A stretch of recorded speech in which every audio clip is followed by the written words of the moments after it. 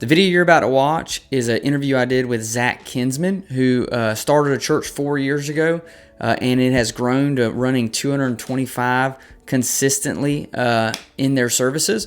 And basically, in this video, we cover the key piece to that church growth, which is visitor retention, visitors actually wanting to come back to your church.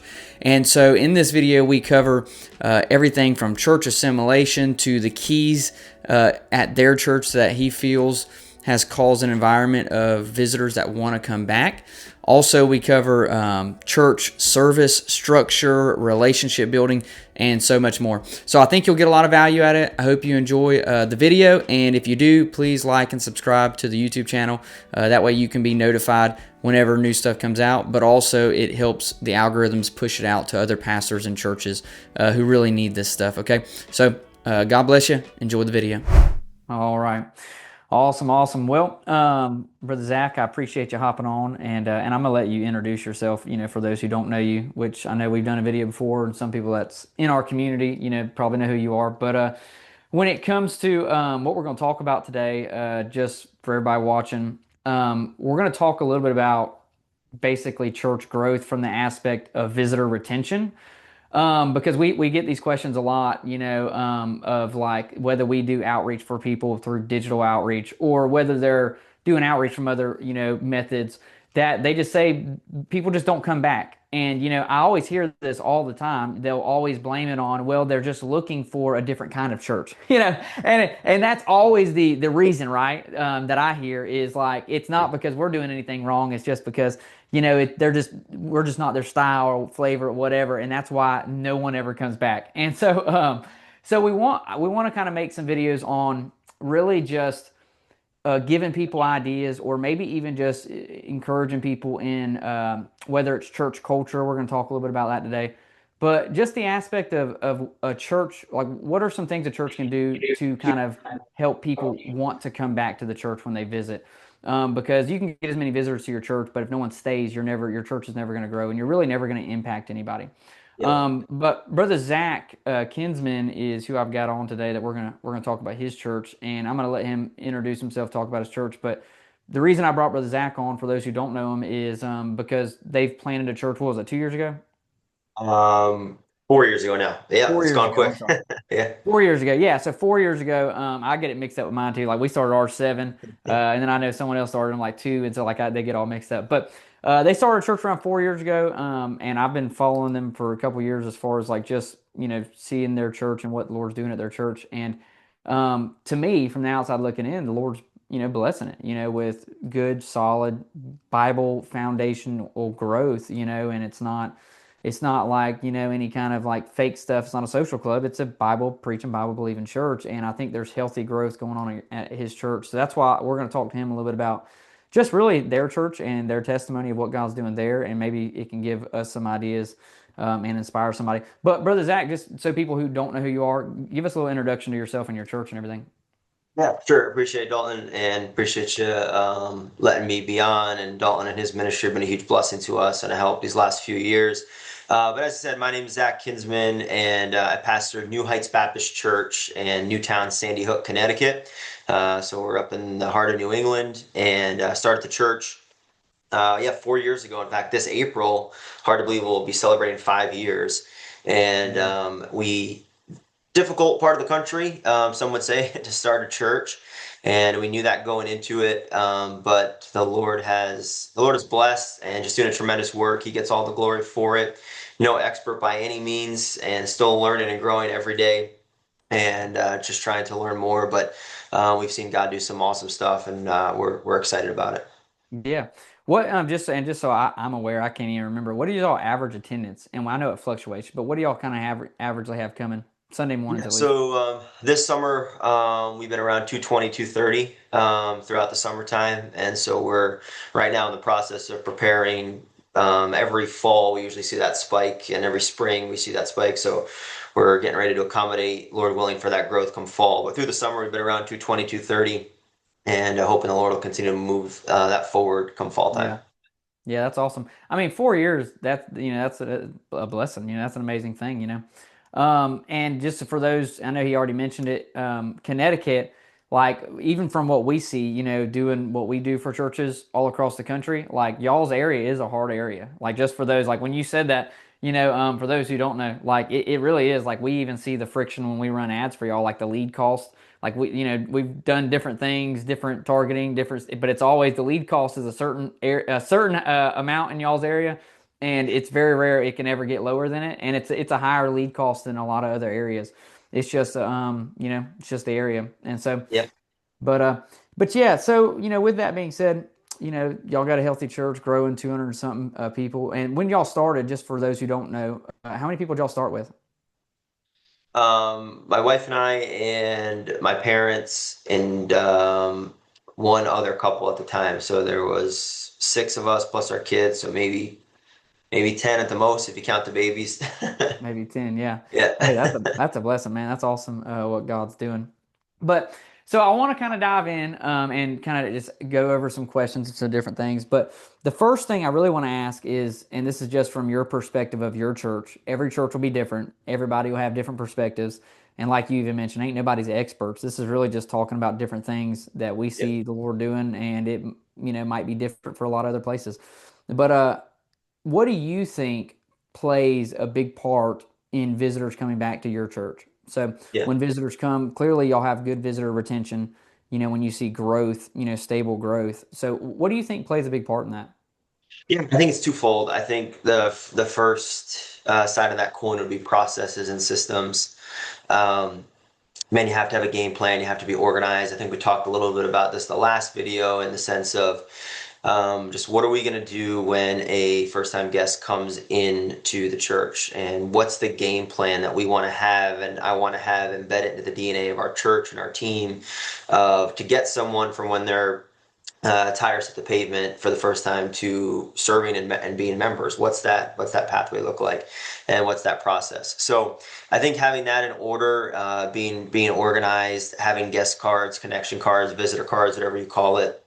Making sure your ushers and your first impressions and those people are trained to get that into their hands and then to get them back.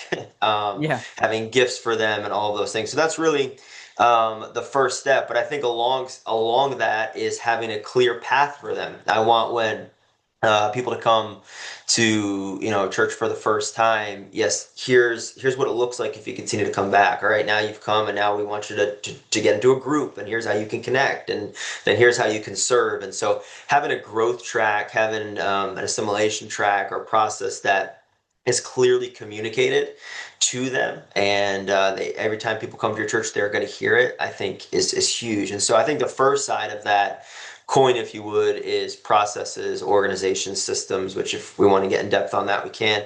And Hey, the, and real the flip quick, I just want to hop on here and tell you that GM Baptist Outreach is who sponsors this video. And I want to give you a brief description of who we are. So we help churches reach their communities and bring visitors in the doors of their church every single week with what's called the Digital Track Ministry. And we're working with churches all across the country. We have 170 plus churches we're serving in rural areas, populated areas, also in 5 different countries around the world. And so it's amazing what God's doing with the Digital Track Ministry. And we would love to help your church set this up as well. And so if you're curious about it and you want to know more about it and what it looks like set up for a church, you can find a demo video in the description of this video. You'll find a link to sign up for a demo video that walks you through the exact process of the Digital Track Ministry. It also walks you through the financial side of things of what it looks like set up for a church. And so with that being said, super glad you're here. Sign up for that. Make sure to like and subscribe to the YouTube channel. It's going to allow us to put out a lot more valuable content for churches to help them with outreach and discipleship. So go ahead and enjoy the rest of the video, and we will see you on the other side. and the flip side, I think, is relational, right? It's showing the love of Christ, and it's training our greeters and our ushers that greeting and being a greeter, we call our first impressions team, is not just something we do out of convenience so we can say someone's serving. That's a big deal, Yeah. and we want to be able to show them the love of Christ and walk them into kids check-in and greet them, and just where they feel the warmness and the welcome, and the spirit of God there. And that all starts with when they approach the building for the first time as someone they're greeting, and they walk in, there's something different. um, I read, I don't know if it's true, but someone decides if they're going to come back to your church within the first 30 seconds of them being there. And Yeah. so I want those first 30 seconds. I want someone to be there greeting them, and helping them and clear signage and all of those things. And so I think that's a twofold. And again, we can go into depth on both of that, but the relational and the processes, and then the follow up, which is a little different in New England. Yeah. Because it's not like your standard where you can just show up at their house the next day. Yeah. But just to kind of scratch the surface, I think those would be, two things you really want to have organized and in place is the systems, the processes, and the relational training when it comes to greeting people and welcoming them. Yeah. Yeah, that's good. I feel like I harp a lot on the relationship thing as well, like at our church, and I've always made the statement, I've heard it from somewhere else, but so I definitely don't, didn't, I'm sure you've heard it before, but, people need Jesus, but they want friends, and Yeah. typically, people stay out of church, I feel like, because of relationships, with other people. But I tell our people that all the time. Like that's everything. All of our hospitality team and really even our discipleship assimilation process is all geared around getting people in a deeper relationship with other people in the church in every step. Yep. But yeah, I like what you said. And just to kind of clarify this, because I do think that's a huge piece. The relationship, but also having that clear plan. And I love how you emphasized like really the whole idea of just taking it seriously. Mhm. Some people just don't have a plan at all. They don't take any of that seriously. And some people think, and this is what I want to clarify with what you had mentioned, is like some people think like when people say stuff like that, having a clear, discipleship process or a, plan of next steps. Some people, when you say stuff like that, they think of just ministries, just like, oh yeah, we have plenty of stuff to do. Like, you know what I mean? Like we have plenty of ministries. We go preach at the jails. We go to the nursing home. We, and when they think of like, discipleship, they just think about ministries and different stuff. And I think that's like not what we're talking about, right? You know what I mean? Yeah, no, no. It's Yeah, definitely not what we're saying. Matter of fact, I think a lot of people need to cut out some of the ministries they have. They have way too much. agreed. They're Yep, doing agreed. way too much stuff that's doing Yep, nothing. yep, And less is always better, And I think we may have even talked about it the last time we were on the call. That simple church. Have y'all, yep. did we talk about that by Thom Rainer? Yeah, yeah, Yeah, like Simple Church. If you've never read that, like I encourage anybody watching to go read that book. And he talks a lot about that, like this a simpler method of discipleship, and how people just they have so much stuff going on that nothing is simple, nothing is clear, and there is no yeah, next steps. yeah. But yeah, so when you mention discipleship process and next steps, I don't want anybody thinking he's just talking about ministries. He's talking about a planned direction for people of like, point A to point B. So Yeah, exactly. So and I guess to kind of to further explain that and to your point is I want to get good at a few things instead of just having a busy calendar and yeah, a bunch of events. And events are good and we do them. And there's a place for them, but the overall, just like the consistency, the steadiness, the DNA of your church of here's the path, here's the process. So for us, and a lot of this is not my own. I've done research and taken from yeah, other successful churches and ministries, but when it comes to this idea of a growth track, so it's we want them to gather, right? So that's being in the service. And then our next step in that, and that what we're going to encourage them to do from the very first week is then to join. So group, and then we call it gather, to join, whether you have Sunday school or for us, we have called life groups. And so we want them to come to church to gather and to be there because that's where they're going to hear the preaching of the word of God. That's where they're going to hear the gospel presented to them. That's where they're going to be able to worship together as a congregation.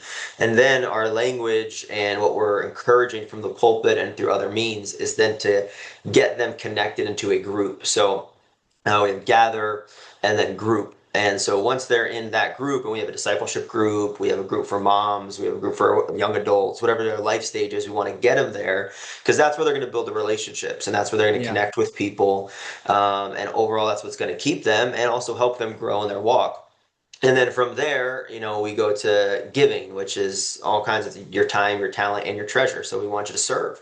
Get on one of our serving teams. We want to teach you about stewardship and how to give financially. And eventually that leads to church membership. So it's very simple. It's not like a 10-step thing, but gather, group, give. yeah, We want to get them along that path and then make that clear how they can do that without really even getting into these conversations that we are. Just, hey, we're glad you're here. Enjoy the service. We'll follow up with you. We'll connect. We're going to get you a visitor card.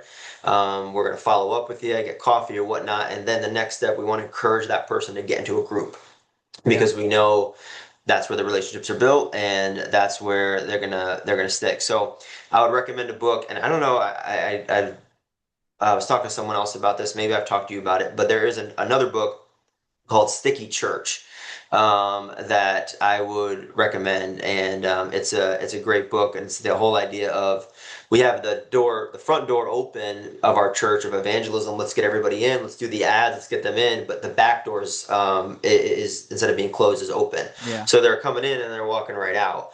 And so the idea is how do we get them in and then close that back door so that they're in the church, and a lot of that is built around Sunday school classes and life groups and the gathering portion of, or the group, I'm sorry, the group portion of it. So, anyways, that's really when I say discipleship. Yeah, it's not come to a men's breakfast or come to, a ladies' Yeah. Christmas party.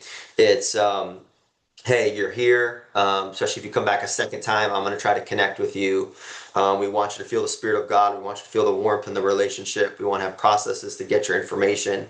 And then as you come back, we want to connect you and get you to wherever Yeah. your life stage is in one of those groups. So, Yeah, that's um, good. Yeah, I think I have it, that book, Sticky Church, somewhere. I don't think I've ever read it, but I do have it. But I understand the concept for sure. yeah, Yeah, and no, and that's perfect, and just like you mentioned earlier, for anybody watching, like you don't have to have 1,000 different ministries to be doing something. You know what I mean? You can have a 3-step process that yeah, you just do very, very well. And you can see exactly. church growth. You can see Exactly. people getting plugged in. Matter of fact, you'll probably see more of it. Yeah. Yeah. Um, It's power and simplicity for sure. yeah, simplicity scales. That's like something out my motto. I'll tell our people at church all the time, but even our people at GM Baptist Outreach, it's simplicity scales, complexity fails. Yep. Hanging on the wall somewhere. Um, 100%. but yeah, so just finding that process for your church, and every church might be different. Like Yep. our church is a little different, but it's the same concept. We Yep. flow them to a discipleship course that's 14. Or actually we're working on a new one. We're writing our own now, and it might be 15 or 16 weeks long, but it's just a temporary time limited group discipleship course that flows them into a small group. Yep. And so yeah, it's like one of those things, like that's our process. There's nothing else. That's all we do. Like that is the next steps at our church. And we emphasize it, we celebrate it at our church, we make it a big deal. And so everybody knows if they start visiting our church, what's the next thing if you've never done it? The discipleship course. Like everybody knows that. And so we have tons of people going through it, whether it's people in their 30s, people in their 60s, whether they've been in church 20 years, whether they just got saved. That's where we funnel everybody through is a temporary course, and then that course is designed to take place during a small group time. That way, after the course, they're already coming to the small group time, Yep. and they can Yep. get plugged in. And so that's our process. That's our whole goal and mindset. And then yeah, and then after the course, we get them plugged into serving before the end of the course. Like there's kind of like a serving aspect of getting them plugged into being a part of what God's doing. So yeah, but it's the same thing. Like if you're listening, your church might not have anything like that. Like you might be of the mindset of, oh yeah, our next steps is them just coming to more church services. Like that's 90% of churches that they come to Sunday morning. Now their goal is just to hope they come to Wednesday night and Sunday night church services. Yep. And that's their discipleship process, and it's Yep. really not working. So, Yeah. um, Yeah. Yeah, but I mean, have a process, and that's what we're constantly like. How can we get better at it? We're constantly getting ideas, reading, listening. We want to be efficient. We want to constantly grow in it. So find something, as you said, that works for you. It's going to be different parts of the country and churches, different for everybody. But find something, and then just embed it into the DNA of your church and into your staff, into your team, to your membership. This is who we are. This is what we do.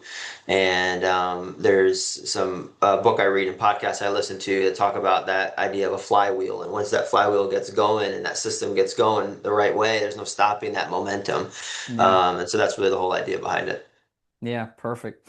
Yeah, that's cool. I think that was a lot of valuable stuff there. Next thing I wanted to ask you and just talk to you about is so that's considered church assimilation, right? The Mhm. process piece of having a system in place of next steps, and so on. Moving people where they need it, where we want them to go, where we think is going to produce the most spiritual growth in their lives. So that's technically would be considered more of church assimilation of what people would call it. So I want to ask you this, and then we'll dive into it a little bit deeper. But do you think there's a difference in church culture and church assimilation? Yeah, I do. I think, the assimilation, like what we just talked about, is kind of that growth track. But then like what's underneath that? That's the culture. That's when they're there, when they're in the pew and they're part of the church body. What's that culture? Is it one that promotes health, church health, individual health, family health, or is it one that could bring toxicity or magnify a personality or an individual, or rules and not Jesus, right? So Yeah. that's I definitely think, and we can expound on it if you'd like, but in my Yeah. opinion, I think there's definitely a difference for sure. For sure, yeah, and I think there is too. And there's like a reason I asked that question. Like I wanted it to get brought up while we're talking about this because, like, I think there's definitely a difference as well. And I think there's some churches that have a decent assimilation process but a terrible culture. Some Yeah, churches have a good culture but no assimilation process. And I think if you can get both, is what produces very healthy, stable growth. I want to yeah, read this real quick. I actually messaged somebody that works for us at Gene Baptist Outreach, somebody on our team. He's pastored a little bit, but I asked him that same question. Before we got on this call, I just messaged him and asked. I said, "Hey, what do you think the difference? Like, do you think there's a difference between church culture and church assimilation?" And he messaged this back. I thought it was pretty good, so I just want to read it on here.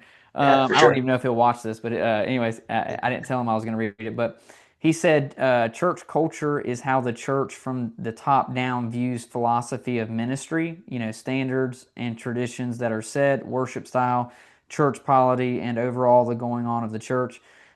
He says, I think the process of assimilation is largely influenced by the culture of the church and its leaders. Assimilation may even sit under the umbrella of culture, but I would define assimilation to be the overall systematic strategy a church has to successfully implement and execute its mission. Yeah, And I that's thought, great. That's great. great explanation. I thought you Yeah. pretty much mentioned, kind of the same aspect, but yeah, they go hand in hand and they complement each other. Hmm. But I do think they're two separate things. And the reason I wanted to bring it up and talk about this because we're talking about visitors coming back, right? And I think both of those things play a big part. If you are listening, if there is a bad church culture, and you go set up a church assimilation, you might have some things going on, but if there's a bad church culture, that can influence it. You know what I mean? It can Yeah, influence the church assimilation process of even taking place. Of people even taking your assimilation process seriously, or even being willing to dedicate time to actually faithfully serving Jesus with it if you have a bad church culture. And so I yeah, think it's very important to discern the difference between the two as a pastor and anybody listening that, they're two different areas that really need to be addressed and looked at. And I know church culture can really like not necessarily offend people, but it's hard for people to want to examine their own church's culture. You know what I mean? yeah, yeah, Because you have to it takes humility, and it takes humbleness of heart, and be willing to admit that you might be wrong or some things might be wrong in your church and to correct things. But I've always been one of the people that I'm always the one who blame and I think it's a good way to be, but I think you should always look internally before you blame anything externally. At the end of the day, you should strive if there's a problem going on or something happens, you should always blame self first. Criticize self first. What is it something that we're doing or that we could change or do better? And not always saying, well, it was they just don't want the church or we're not their flavor or whatever. We're not talking about removing your standards or removing Bible preaching, anything like that. But there's things that you can fix that can change situations. And I think a lot of people aren't willing to admit that there's something that needs to be fixed. yeah, And church culture is a big one. I think church culture is a big one of those that have the golden calves, that have things that it's hard for people to admit that needs to be fixed. But with that being said, we're definitely not going to criticize church culture or anything, criticize standards or anything like that on this. yeah. But what I want us to do though is just from our perspective of your church where you pastor, Hmm. church where I pastor, and maybe even just things that you've seen, in other places maybe you've been just on what you feel a healthy culture seems like at your church and what a unhealthy church culture feels like, maybe at your church or that you've even been in. Um, Yeah, so we'll deal with the healthy culture first. And let me also say this, and I think you would probably agree with it, but a lot of church culture does fall on leadership. hmm, It is a lot of leadership. I think it can be ingrained in a church before a leader gets there, Mhm. culture, environment, however you want to call it. But like, I do think leadership has a lot of influence on church culture, Yeah. and you can add to that, or clarify maybe some differences there if you want. But when it comes to culture, what do you think? Like, what would you say healthy church culture or leadership would be? Yeah, I mean, I think first and foremost, the obvious is Christ is first, right? And that's not just like a cute saying, but it's the reality is of who the church is.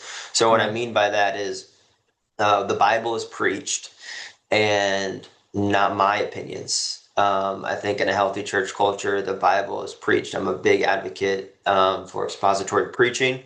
I do topical preaching as well throughout the year, but going through a book of the Bible, verse by verse, line by yeah, line, and just letting the Bible do the preaching and the teaching. And I think in any healthy church that's growing, there's a healthy diet of the scriptures, right? And that's not me giving a story for 45 minutes. There could be a time and place for an illustration.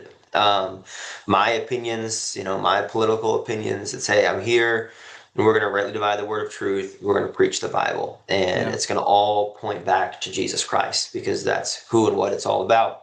So I think in the preaching and the teaching from the Bible, from that standpoint, it points to Christ and not to me. I would also say the worship, points to Christ and not performance. We're a church plant.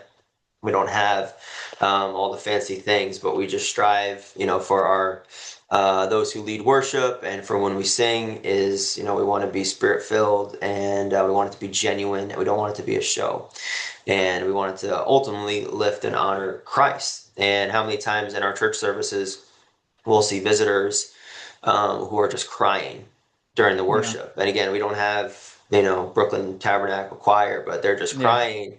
And that's not because we have these great musicians, although they are talented, but it's because the Spirit of God is there, because Christ is being lifted. And so I think when people walk in and a culture starts to preach, it starts with the worship.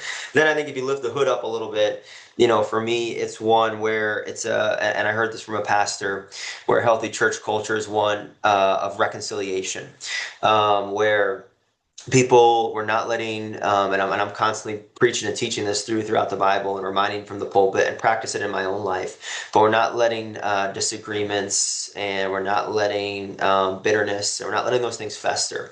And we want to have a culture of reconciliation, number one with God, so nothing between me and the Savior. And I want to have that clear, walk with God as a pastor. I want our people to, because that's going to help with the culture. And number two, with each other. We don't want, we're going to have put up 220 people in a room, different opinions, different things, but we want to constantly be working to reconcile. And we've seen that. People have had disagreements who, just through the preaching and the leading and the culture of the church right now, praise God for it, will approach someone and say, hey, we got to make this right. Because when there's things that aren't, it's gonna quench the spirit. And yeah, so I think a healthy church culture, preaching and teaching the Bible, worshiping Christ, he's magnified. I think one of reconciliation. I think one of celebration, which kind of goes into that idea of worship. Another one that I jotted down is a culture of nurture. So where sanctification and growth, spiritually, and it kind of goes hand in hand with assimilation, because if you want a healthy church culture, people need to be growing, right? And they yeah, need to be getting discipled, and they need to be their knowledge of the Word of God needs to be growing. So I think nurture, I think celebration, I think reconciliation. If you really lift up the hood, those are all qualities or characteristics of a healthy church culture. Um, a noble purpose, where we have a mission, we're all going after the same thing, and not this person's trying to do this person's trying to do this. No, we're trying to know God and make him known, right? yeah, And that's it. That's why we exist, and everything we do should be behind it. And yeah, so I think that's in my experience, there are, in an unhealthy church culture, which we'll get to, I guess, here in a moment. There's yeah, just a million, and not that they're wrong, but it's just this yeah, person's trying to do this person's trying to do this ministry's trying to do this. And I think in a healthy church culture, there's a spirit of unity, as the Book of Acts says, in one accord. What did the church of in the Book of Acts? They're in one accord because they had the same mission. Yeah. go and to teach and to preach the gospel and to get the gospel out there to all the world. And so I think in a healthy church, there's that spirit of unity, one mission, one mind. And so I think reconciliation, nurture growth, one mission, one mind, and then preaching and worship kind of, as well. And I know I'm rambling a little bit, but I think that would No, it's be, good. um, in my experience and what I'm learning, qualities of a healthy church culture. Yeah, yeah, no, absolutely. Yeah, no, and I'm trying to pull something up. I had some stuff here from a while back. I'm trying to look for it if I find it. But yeah, no, I think that's all good. And there's a few things I want to mention too that while you was just talking, I was just thinking in my own mind, like as far as like I think that plays a part in healthy church culture as well. If I could find, I've got these. Oh, here they are. Yeah, this is kind of what I was looking for. Okay. Yeah, so like when it comes to just some things when I think of church culture too, I do think of like, a healthy church culture it is, Christ driven as far as image wise, it's not like image driven of a person. It's not being built on a person necessarily, It's definitely being built on Christ, the Bible. But my mind's sort of thinking more of like the environment, as well of just when it comes to how people are able to react and serve in the church or how they feel when they're a part of the church. I think the environment of it is plays a big part in the culture, and when I think about that, I think of like the environment of like liberty to serve, like and I've seen this, before, but like I think leaders, especially, I think pastors, like we all have to like guard our hearts from this, but like just the aspect of it of insecurity, I think that plays in culture.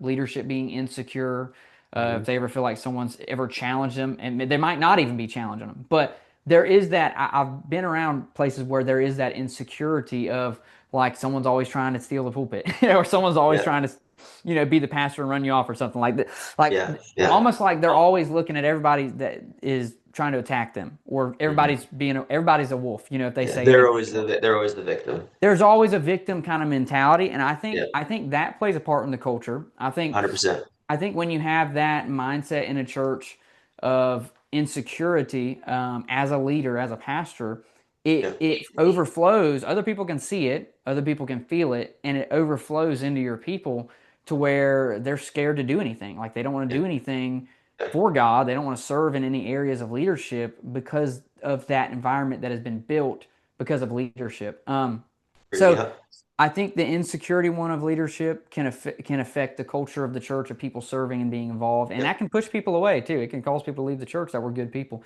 yeah, But also, I think what kind of plays into that, and it kind of some of them kind of go hand in hand: insecurity and control. Not wanting to lose control, or fear of losing control. I say it that way. And I always liked. I don't know if you've ever read The Tale of Three Kings by Edwards. I Gene, haven't. No. Oh man, a great book. I got it right here actually. The Tale of Three Kings by Gene Edwards. He kind of does like it's like a synopsis on the life of Saul, David, and Okay. Absalom. And he talks about how like King David needed a King Saul in his life to kill the King Saul in David. And so you kind of see that mentality of when Saul was trying to kill David. He basically just the insecurity of King Saul produced a trust in David. And like when Absalom tried to steal the kingdom, David could have killed Absalom just like Saul tried to kill David. But instead, he just left and trusted God, that He would bring him back, and He did. Good stuff. And Yeah, and I think the concept of that book he teaches is the damage insecurity and control can do on leadership and a yeah, church. And so, anyways, it's a good book. But I think that's a thing that plays on culture, is that aspect of leadership, insecurity, control. And I think that does overflow into like the blame game as well of just like yeah, everything somebody else's fault. And when it's that way with one leader, like it starts becoming that way with everybody who serves in the church. If that's the culture, it's like, it's nobody's fault. It's always something, you know what I mean? It's always yeah, somebody else's fault. And it just produces a culture of just disagreements,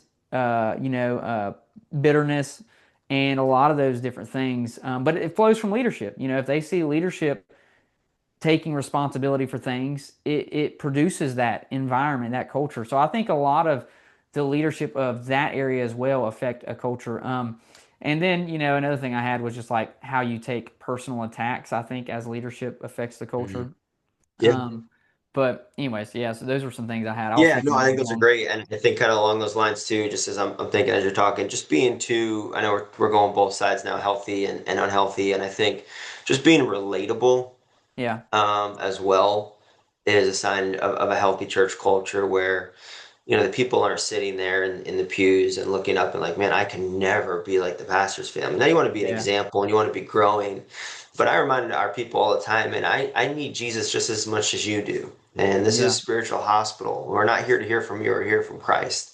And I think in an unhealthy church culture, a lot of times there's this precedent that's just not realistic yeah, of this is where you need to be. And a lot of times what you find out is that's what you're hearing from behind the pulpit, but the reality that's not it at all at home yeah, or in other words. So being real, just being genuine. I'm yeah, a person too. Yeah, God has called me to shepherd the church. There's a responsibility, there's an honor that comes with that. But I'm just like you, and Christ is King, and He's sufficient, and He's what we need. And I think being relatable and being genuine, and I think kind of going back to the idea of reconciliation, open communication.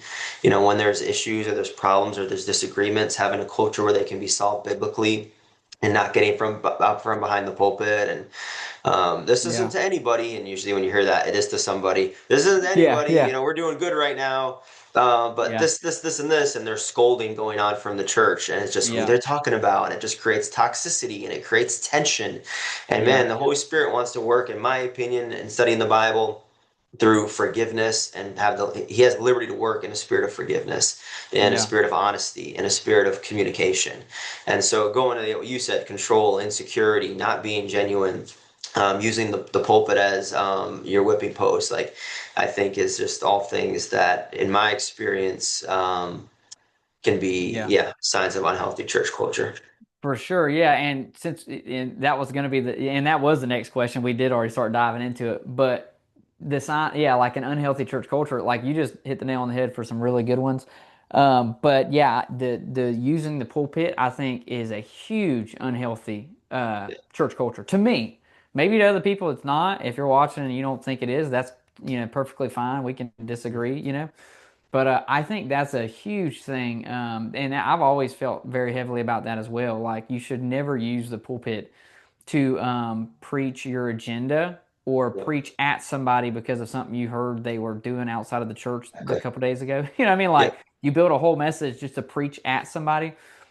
Which And again like, is another plug for expository preaching, because when you're preaching the Bible line by line, my opinions and my I love it. emotions can't get in it. You know what I mean? So, Yep. I anyways, I agree. Yeah, and I agree. I think expository, and that's, I did a video on that for our channel the other day on expository versus topical, and I think that is one of the huge benefits of preaching through books verse by verse is yeah, it dictates what the message is Sunday. Like, you can't just go, whatever aggravates you that week, all of a sudden the Holy Ghost leads you to build a message on it. You know what I mean? Or was it your emotions that were stirring yeah, all the verses that were building that message throughout the week? Was it, was it your exactly, emotions or was it the Holy Ghost, And exactly.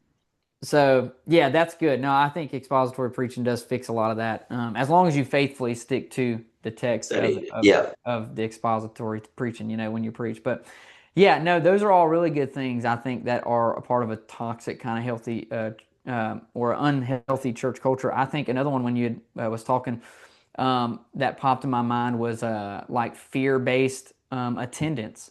I think fear-based driven attendance kind of culture is it kind of goes a little bit with that, but yeah, like where it's almost like people are scared to death to miss church and go on vacation because the pastor's going to preach at them. yeah, yeah, I think fear-based attendance produces a very unhealthy church culture, even like a bitter church culture. yeah, At times. yeah, And I found at our church, like I've tried to stay away from that, like to never make people feel guilty if they don't come to church or whatever. It's putting them yeah, in Jesus, and my goal is to get them in love with Jesus where they want to come to church. And I feel like when you have that mindset, like we have tons of people that love coming to church, like they want to come to church. Like we don't like have that culture or environment that if somebody misses church, that they're going to be bashed on or they're going to be made feel guilty or Yeah. any of those things. And, um, I think it's easy to get in that culture as a leader. I think that's actually a big piece that, and don't get me wrong, if you like, if someone's watching and they was trained that way to, what I mean, if that's fine. Like I said, these are all opinions, our perspective.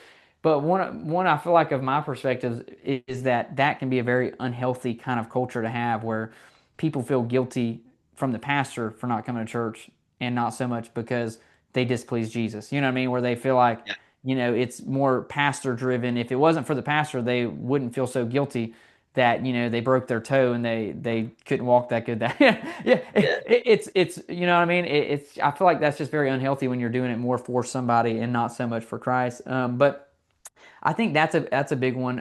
Like, and I've never been that way at our church. I've always tried to, never make people feel guilty from missing church. And we've really got a church of people that love coming to church and want to come. And if they do miss, 100%. Yeah, they hate it that they missed. So exactly. Hey, I would agree, and I'd throw in there too being approachable, being accountable. People feel like they can approach you, and they're not. I'm just a person. I can relate, be all things to all men. I can go golfing with the men in my church, right? Like I yeah, can be approachable. I can have conversation. I can go to a sports game with them, and I'm yeah, not this, hidden in my closet and then just come out on Sundays to deliver the word. Like, just yeah, be approachable. I think that's healthy. Be accountable. People have questions. People have, that's fine. You can ask questions, and I know that's another discussion, but we want to be above reproach and open communication. There's nothing to hide, and we're not going to get offended if you ask something and ask away. Then I think yeah, that's also contributes to a healthy culture. for sure. Yeah, that's good. That's good stuff.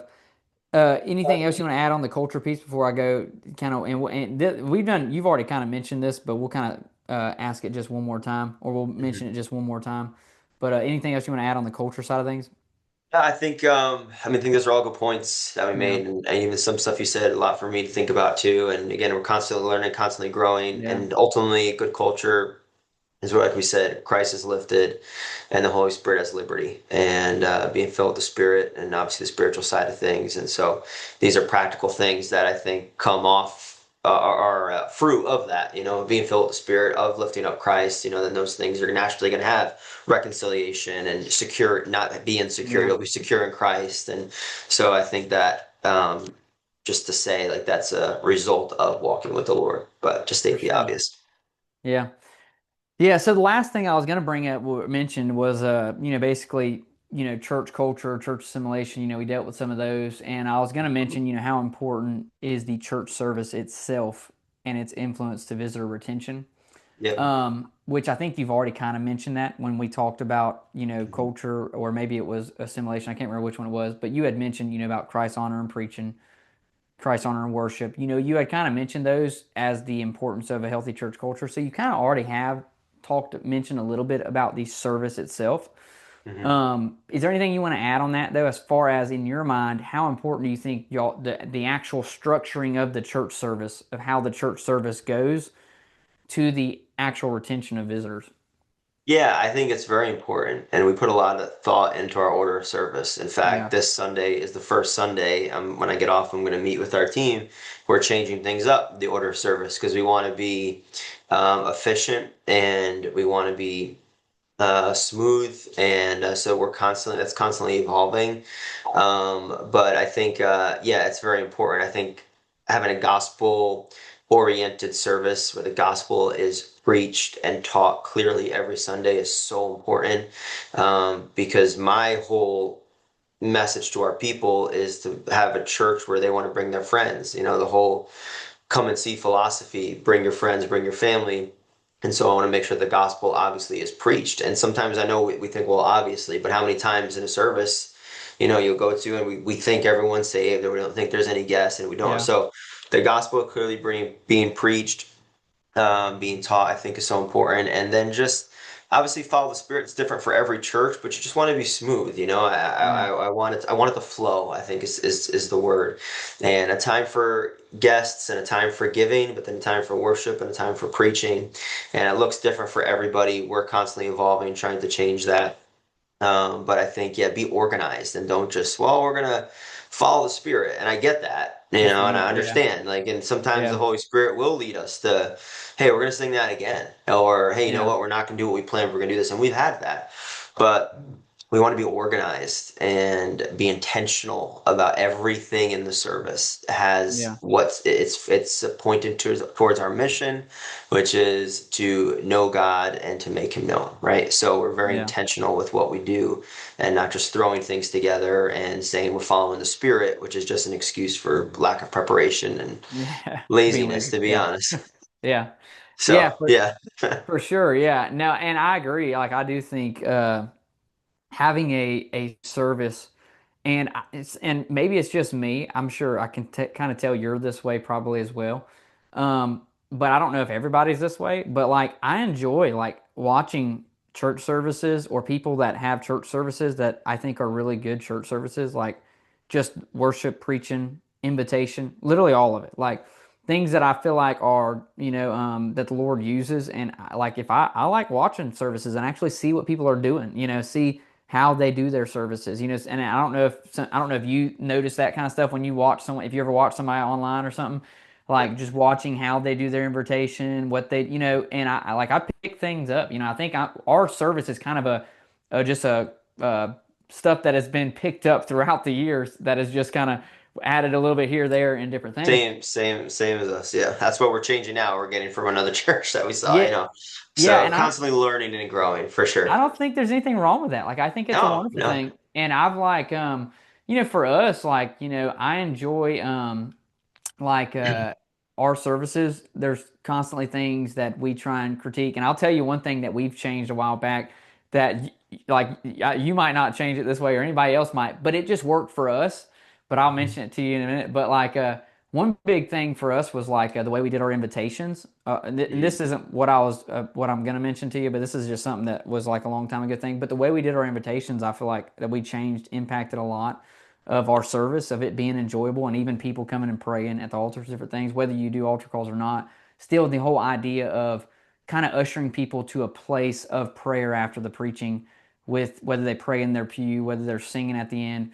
I do feel like the way you land the plane is important, Yeah. and that whole ending of the service. Like, I've seen some people, I just heard of someone tell me yesterday, he said he's been visiting this church, and this is like up in the mountains, and he said he's been visiting this church, and he's like, I don't even know the pastor's name or the church name, so I couldn't tell you even if you asked. But he said the way the guy ends the service is he preaches, and then at the end of the preaching, he walks to the back and he bows his head and prays and says, "You might be dismissed." I'm like, really? He's like, yeah, every service. I was like, that's interesting.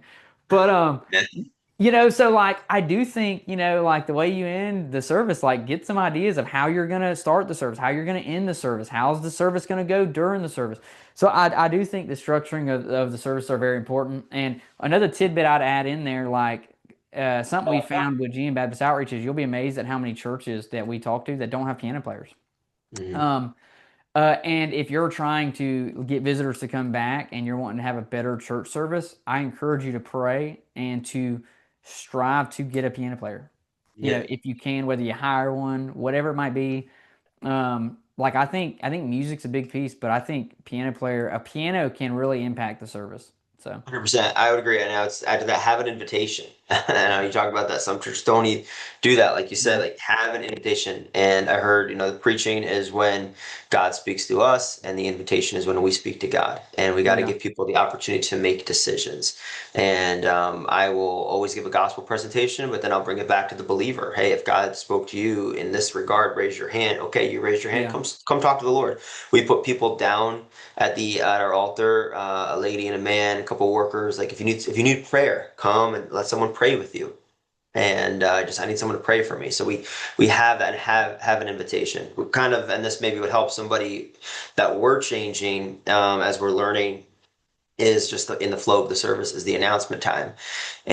And we felt like it was just getting announcement heavy, and it was just a little redundant. And so Hmm.